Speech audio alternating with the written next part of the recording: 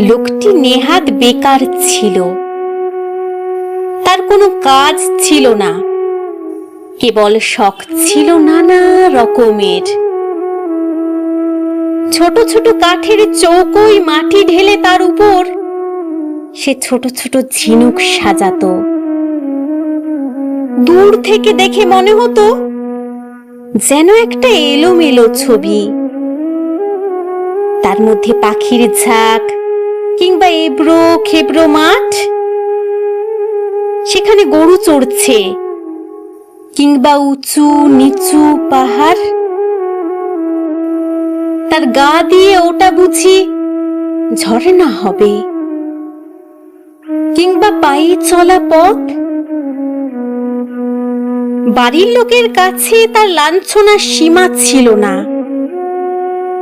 মাঝে মাঝে পণ করত পাগলামি ছেড়ে দেবে, কিন্তু পাগলামি তাকে ছাড়তো না। কোনো কোনো ছেলে আছে সারা বছর পড়ায় ফাঁকি দেয়, অথচ পরীক্ষায় খামোখা পাশ করে ফেলে। এর সেই দশা হলো। সমস্ত জীবনটা অকাজে গেল, অথচ মৃত্যুর পরে খবর পেলে যে তার স্বর্গে যাওয়া মঞ্জুর। কিন্তু নিয়তি স্বর্গের পথেও মানুষের সঙ্গ ছাড়ে না। দুধগুলো মার্কা ভুল করে তাকে কেজো লোকের স্বর্গে রেখে এলো। এই স্বর্গে আর সবই আছে, কেবল অবকাশ নেই। এখানে পুরুষেরা বলছে হাঁপ ছাড়বার সময় কোথা, মেয়েরা বলছে চলুন ভাই, কাজ রয়েছে পড়ে। সবাই বলে সময়ের মূল্য আছে, কেউ বলে না সময় অমূল্য। আর তো পারা যায় না বলে সবাই আক্ষেপ করে আর ভারী খুশি হয়।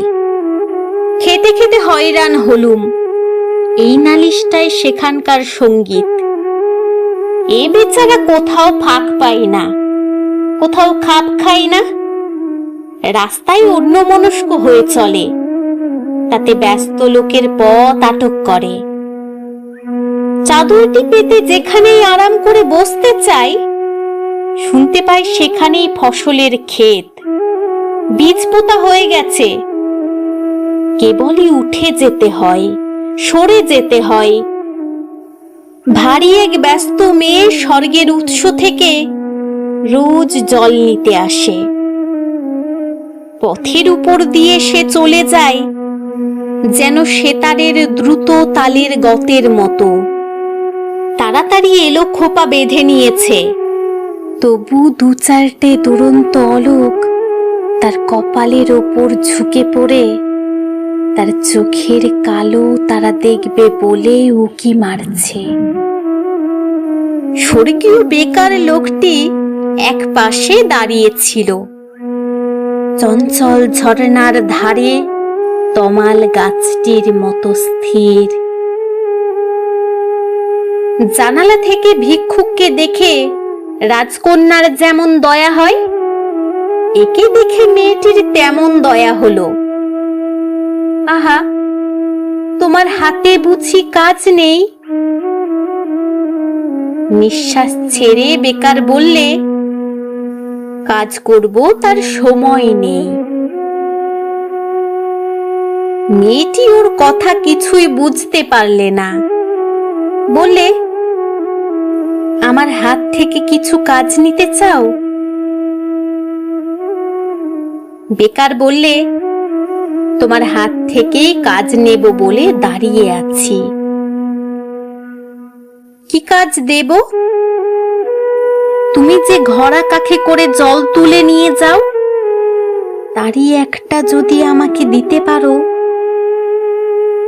ঘড়া নিয়ে কি হবে? জল তুলবে? না, আমি তার গায়ে চিত্র করব। মেয়েটি বিরক্ত হয়ে বললে, আমার সময় নেই, আমি চললুম। কিন্তু বেকার লোকের সঙ্গে কাজের লোক পারবে কেন? রোজ ওদের উৎসতলায় দেখা হতো, আর রোজ সেই একই কথা, তোমার কাঠের একটি ঘোড়া দাও, তাতে চিত্র করব। হার মানতে হলো।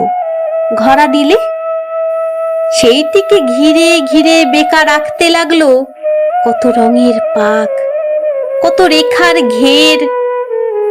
আঁকা শেষ হলে মেয়েটি ঘোড়া তুলে ধরে ঘুরিয়ে ঘুরিয়ে দেখলে, ভুরু বাঁকিয়ে জিজ্ঞাসা করলে, এর মানে? বেকার লোকটি বললে, এর কোনো মানে নেই। ঘোড়া নিয়ে মেয়েটি বাড়ি গেল। সবার চোখের আড়ালে বসে সেটিকে সে নানা আলোতে নানা রকমে হেলিয়ে ঘুরিয়ে দেখলে।